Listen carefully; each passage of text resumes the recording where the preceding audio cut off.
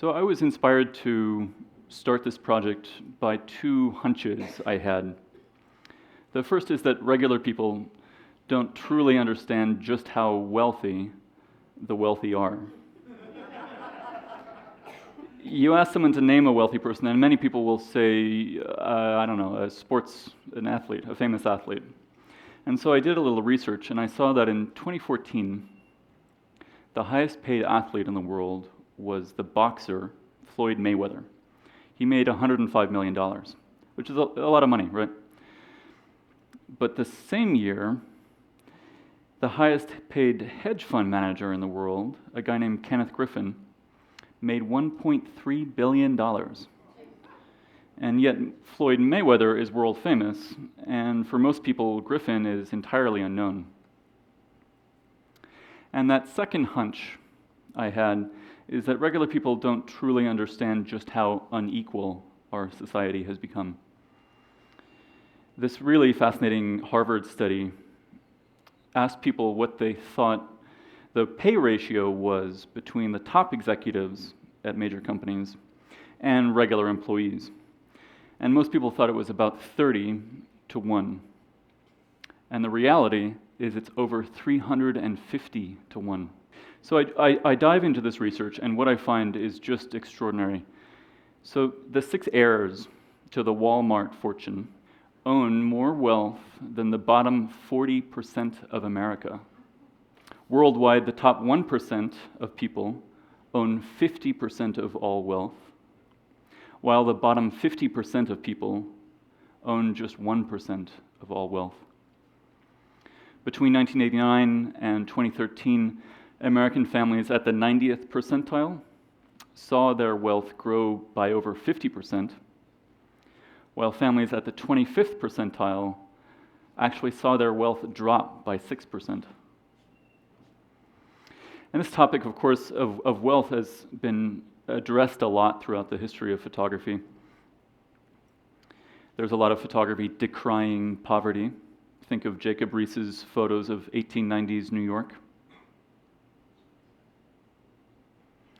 There's a lot of photography celebrating wealth. Think of Slim Aarons' photos of 1960s Hollywood elite. He made a career out of photographing, quote, attractive people doing attractive things in attractive places. When I was younger, I was drawn to sort of brash, satirical photography, but I knew I didn't want to go in that direction with this project. After all, caricatures really miss the complexity of the issue. Today's 1%, for example, tends to be better educated, better traveled, more meritocratic than any that preceded it. Furthermore, I wanted the form of the show to mirror its spirit. So I chose this sort of calm, well-crafted, cohesive aesthetic in order to make the show feel posh. I wanted to borrow the language of privilege, but then subvert it. The costs of our consumption, which will not be evaded no matter how well we mask them. A champagne brunch prepared for hot air balloon tourists on safari. Luxury homes in the American West, whose green lawns and blue pools amidst the parched landscape suggest the sheer unsustainability of our choices. Trophies from the hunt. Maids in a privileged Kenyan household. That sense that you, the consumer, have just been mugged. The future site of the wonderful Highline Park in Manhattan, its later restoration was financed in part by so-called philanthro-capitalists, some of whom, by sheer coincidence, own property along the park, which has since exploded in value. A legless man cleaning the Hollywood stars. I was drawn to the image not to criticize the man. I respect his effort to earn a living despite difficult circumstances. Instead, I was drawn to the image as a metaphor for the celebration of the powerful by the powerless. The Hollywood sign, normally a symbol of cultural power, is here seen from behind, revealing its shabby surroundings and rusted support structure. a frayed poster of a luxury car placed out of reach on a grubby wall. Residents of a garbage dump in South Africa.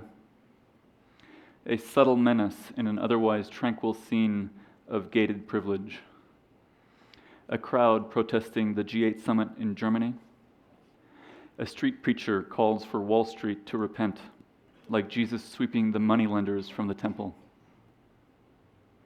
Shanghai, new and old, rich and poor, splendid and desolate, a vision of our future, should we choose it. As Jeff Dyer writes in the book, while admiring the pleasing evidence of wealth, we become complicit in, or at the very least recognize the extent to which we too are beneficiaries of an economic system we routinely deplore. The effects are all around us, like the water in which the man floats serenely in Singapore. But as the crashes of 1929 and 2008 proved, the edge might not be as infinitely safe as it appears. Thank you.